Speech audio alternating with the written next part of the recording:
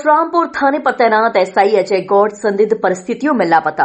बस्ती जिले से एक सनसनीखेज मामला सामने आया है।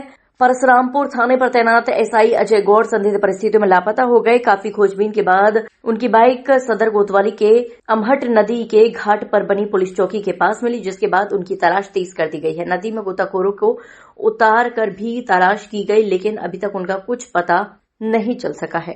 उधर इनकी पत्नी अपने पति के अचानक लापता होने के बाद से काफी परेशान है। परशुरामपुर थाने पर एसआई अजय गौड़ तैनात थे। 5 फरवरी की शाम को आखिरी बार पत्नी से 2 से 3 सेकंड बात हुई। उसके बाद फोन काट दिया। रात में जब पत्नी ने खाना खाने के बाद रूटीन की तरफ फोन किया तो फोन बंद मिला। पत्नी को लगा कि काम की वजह से फोन बंद किया होगा और सो गए होंगे। पत्नी ने जब सुबह मैं फिर फोन किया तो फोन बंद मिला। कई बार ट्राई करने के बाद भी जब फोन नहीं लगा तो उनके साथ चलने वाले सिपाही को फोन किया तो सिपाही ने बताया कि रात से ही कमरे पर नहीं है, जिसके बाद उनकी तलाश शुरू कर दी गई है। पुलिस ने पत्नी की तहरीर पर गुमशुदगी का मुकदमा दर्ज किया है। पुलिस सर्विलांस और एसओजी की टीम लगाई गई है। सभी रिश्तेदारों जान पहचान वालों से संपर्क के बाद एसआई का कहीं पता नहीं चल सका। तलाश के दौरान सदर कोतवाली के अहमद पुलिस चौकी के पास उनकी बाइक लावारिस मिली, जिसके बाद पुलिस को शक हुआ कि कहीं नदी में कूदकर कोई अनहोनी घटना तो नहीं हुई।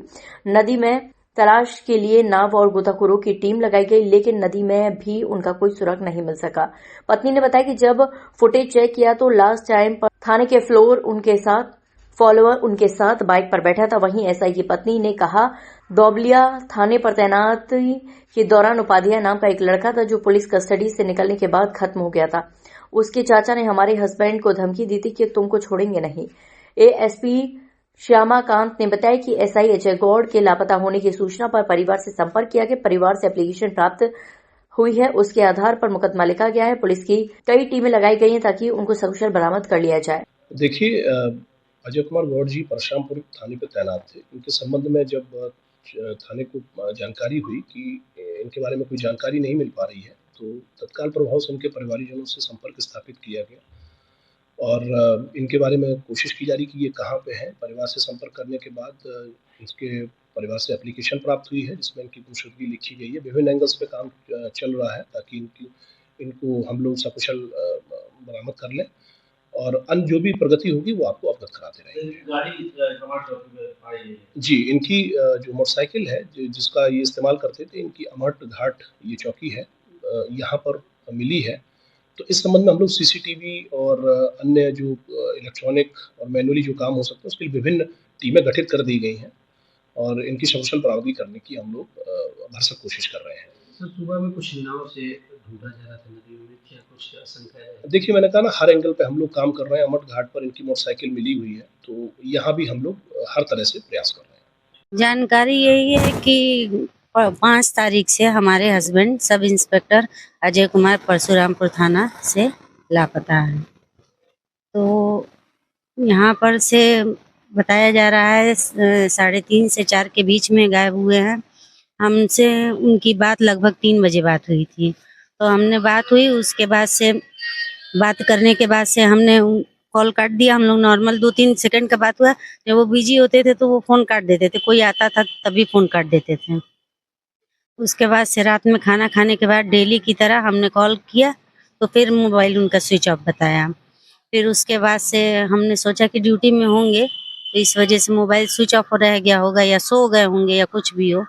तो हम बच्चों के साथ खा पी के हम लोग सो गए। फिर हम सुबह डेली उनको जगाते हैं तो हमने डेली रूटीन की तरह उस दिन भी फ़ोन किया तो उनका फ़ोन स्विच ऑफ बताया। कम से कम 8-10 बार हमने फ़ोन किया, फ़ोन स्विच ऑफ बताया। तो उसके बाद यहाँ परशुरामपुर थाने के कांस्टेबल हैं, उनका नंबर मेरे पास था तो हमने उनके पास फ़ोन किया।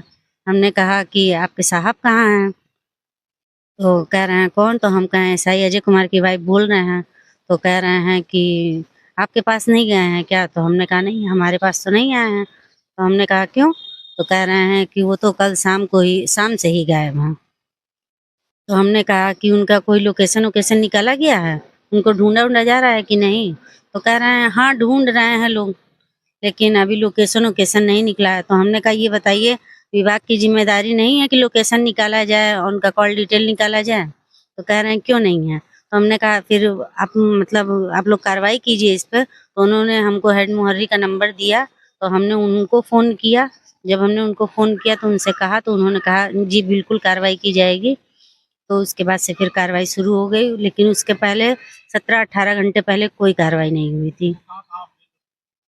बस्ती में हम फुटैया गए थे, चौकी पे गए थे। फुटैया चौकी से फिर अमहट आए।